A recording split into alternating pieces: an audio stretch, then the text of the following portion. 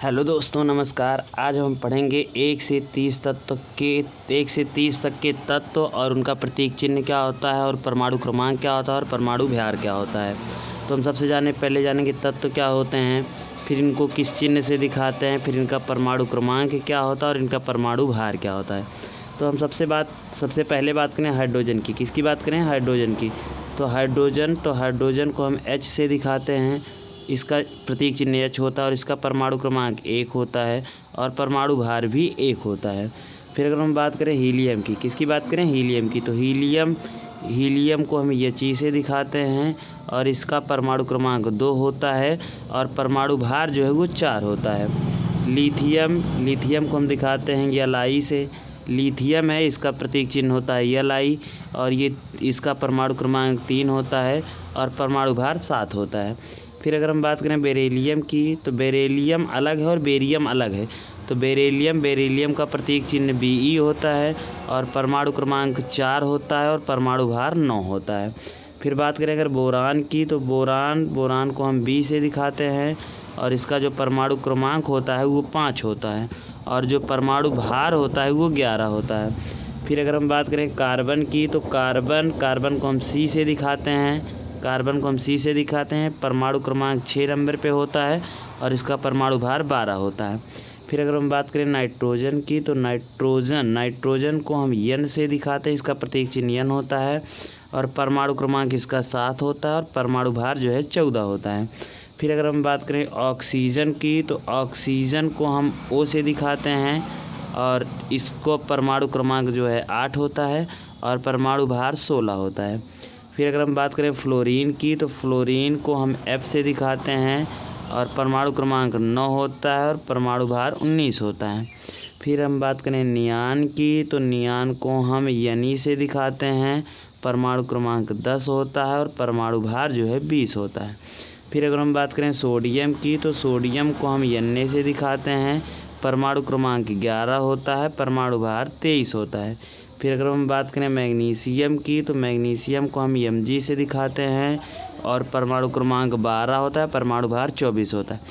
अब हम यहाँ पे देख क्या पा रहे हैं कि जो परमाणु क्रमांक है इसका दुगना जो है परमाणु भार होता है। जैसे 1 का दुगना 2, 2 का 4, 3 का 6 एक साथ हो गया, 4 का 8 1 9, 5 दूनी 10 1 11, 6 दूनी 12, 7 दूनी 14। मतलब हम देख पा रहे हैं कि दुगना परमाणु क्रमांक। अगर आपको याद नहीं है तो परमाणु क्रमांक का परमाणु भार जब निकालोगे तो दुगना कर देना।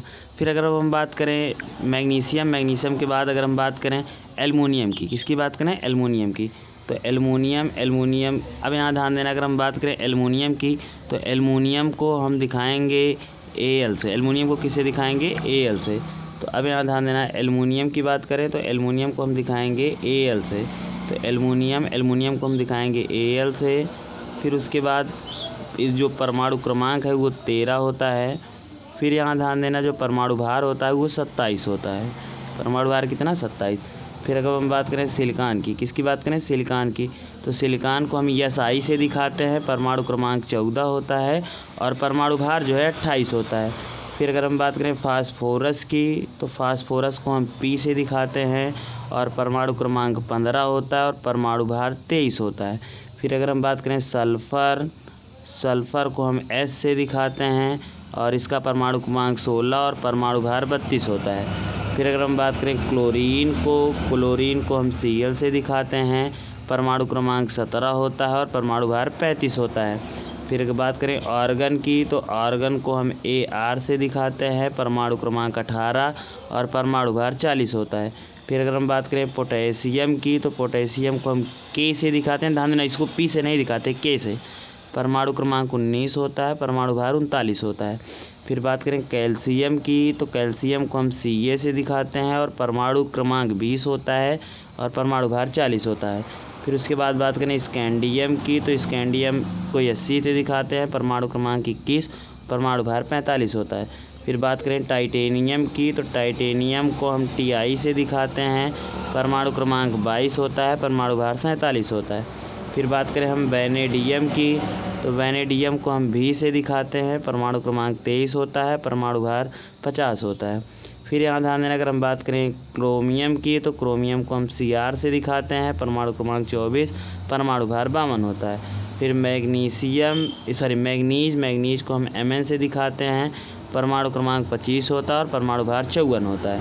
फिर हम आयरन की बात करें तो आयरन को हम Fe से दिखाते हैं और परमाणु क्रमांक 26 होता है और परमाणु भार 55 होता है। फिर अगर हम बात करें कोबाल्ट की तो कोबाल्ट को हम CO से दिखाते हैं, परमाणु क्रमांक 27 होता है और परमाणु भार 58 होता है। फिर अगर हम बात करें निकिल की तो निकिल को हम Ni से दिखाते हैं, परमाणु क्रमांक 28, परमाणु भार 58। फिर अगर हम बात करें कॉपर की तो कॉपर को हम Cu से दिखाते हैं, परमाणु क्रमांक 29, परमाणु भार 63। फिर बात करें हम जिंक की तो जिंक को हम Zn से दिखाते हैं, परमाणु क्रमांक 30 होता है और परमाणु भार 65.5। आपको 30 तक कंफर्म याद रहना चाहिए। आपको परमाणु क्रमांक, प्रतीक चिन्ह और परमाणु भार आपको ये क्लास 9th 10th 11th और 12th तक काम आएंगे। तो हमने क्या देखा कि जो परमाणु क्रमांक होता है, क्या देखा हमने, जो परमाणु क्रमांक होता है, परमाणु क्रमांक का जो दुगना होता है, यानी परमाणु क्रमांक का जो है दुगना जो हो जाएगा वो परमाणु भार हो जाएगा। अगर आपको याद नहीं है तब ये अपना सकते हो, बाकी याद है तो बहुत अच्छा। तो वीडियो देखना, यदि पसंद आए तो चैनल को सब्सक्राइब करना, वीडियो को लाइक करना। मिलेंगे नेक्स्ट वीडियो में, तब तक के लिए धन्यवाद।